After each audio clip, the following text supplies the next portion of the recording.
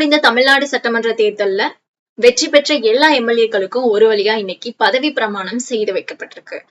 ஒரு 3 நாளைக்கு முன்னாடி அமமுக பொதுச் செயலாளர் டிடிவி தினகரன் அவர்கள் ஒரு முக்கியமான குற்றச்சாட்டை தாவேக தலைவர் விஜய் மற்றும் தாவேகாவினர் மீது ஒரு முக்கியமான குற்றச்சாட்டை வச்சிருந்தாரு. அதாவது தாவேக தலைவர் விஜய் பெரும்பான்மைக்கு தேவையான ஆதரவுகளை தேடிட்டு இருக்கும் போது டிடிவி தினகரன் ஒரு பிரஸ் மீட் கொடுத்தாரு. தன்னுடைய மன்னார்குடி எம்எல்ஏ காமராஜ் அவர்கள் மொபைல் போன் சுவிட்ச் ஆஃப்ல இருக்கதாகவும் அவரை காணவில்லை என்றும் பிரஸ் மீட்ல பேசியிருந்தாரு. இதுக்கு காரணமா அவர் சொன்னது, தாவேகவினர் அவருடைய எம்எல்ஏவை குதிரை பேரம் பேசியிருக்காங்க, அதனாலதான் அவரை காணவில்லை அப்படின்னு சொல்லியிருந்தாரு.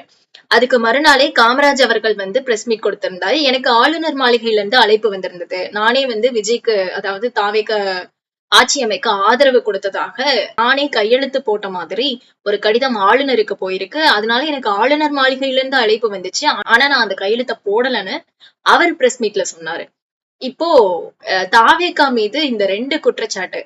ஒரு விஷயம் குதிரை பேரம் பேசியிருக்காங்கன்னு டிடிவி தினகரன் சொன்னாரு.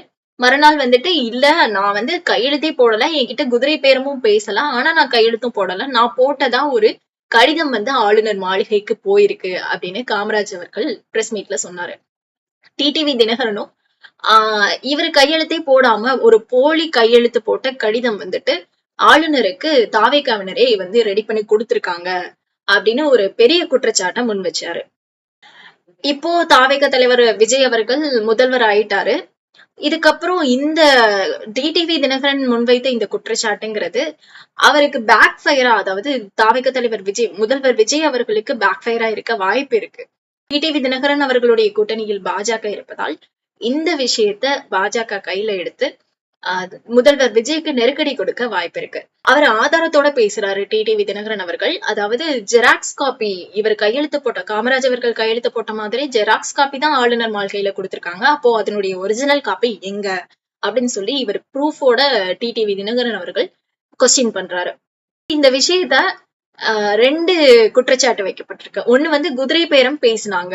அப்படி பேசினாலும் அது தப்புதான். ஏன்னா தாவேகாவினர் குதிரை பேரம் பேசும்போது குதிரையோட முதலாளியான டிடிவி தினகரன் அவர்களிடம் பேசாம நேரடியா அந்த குதிரை கிட்டயே பேசினது சட்டப்படி குற்றம். இன்னொரு விஷயம், போலி கையெழுத்து போட்ட கடிதம் கொடுத்திருக்கதா சொன்னாங்க. அப்படி போலி கையெழுத்து போட்ட போலி கடிதத்தையே கொடுத்து தங்களுடைய கட்சிக்கு ஆதரவு தேடுறாங்க அப்படின்னா அது இன்னும் மிகப்பெரிய குற்றம். சோ இத முன் வச்சு டிடிவி தினகரன் அவர்கள் அவங்க எப்படி தங்களை தூய சக்தின்னு சொல்லிக்கிறாங்கன்னு கேள்வி எழுப்பியிருந்தாரு. எனிவே இந்த விஷயத்த பாஜக கையில் எடுத்து அரசியல் பண்ண நிறைய வாய்ப்பு இருக்கு. இந்த 2 குற்றத்துல எந்த குற்றத்தை செஞ்சிருந்தாலும் அது சட்டப்படி தப்பு. இப்ப சொல்லுங்க, தாவேகா ஒரு தூய சக்தியா?